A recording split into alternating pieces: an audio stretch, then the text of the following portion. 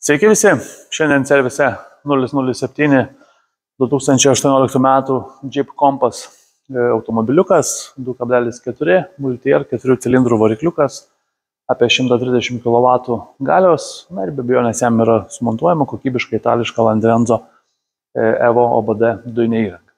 Labai trumpai apie pačią įrangą ir pačius komponentus, tai variklio skyriuje netiek ir daug tų komponentų matosi, ypač jeigu neįgudusi akis nežino kur žiūrėti.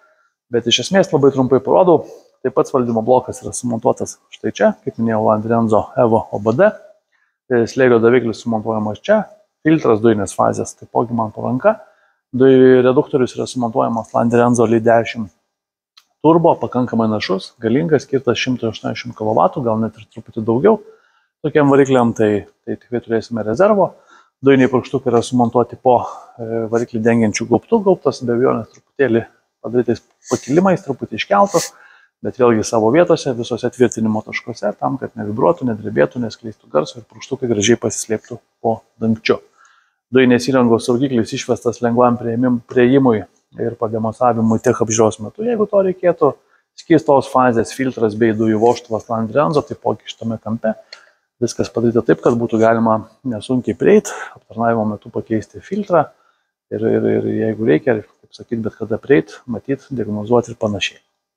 Visi Landrenzo dujinės įrangos montavimo darbai, kaip visada, pagal gamintojo standartus bei reikalavimus.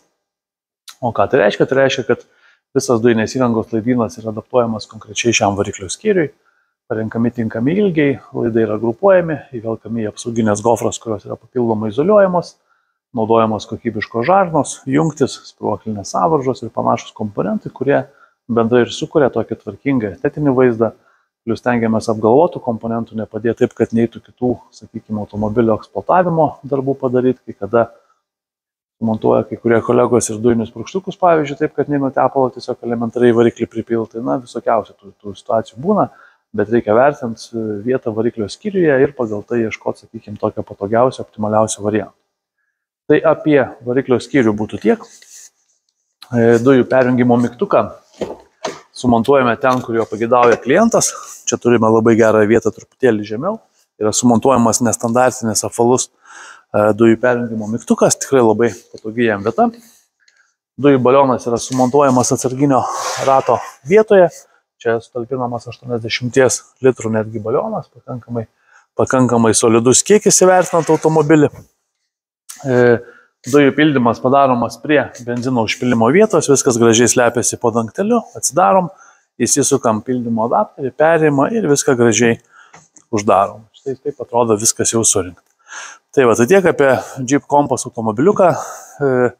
Jeigu kažką panašaus planuojate įsigyti ar vairuojat, norit kokybiškų sistemų, kreipkitės, bandysim mielai padėti. Ačiū.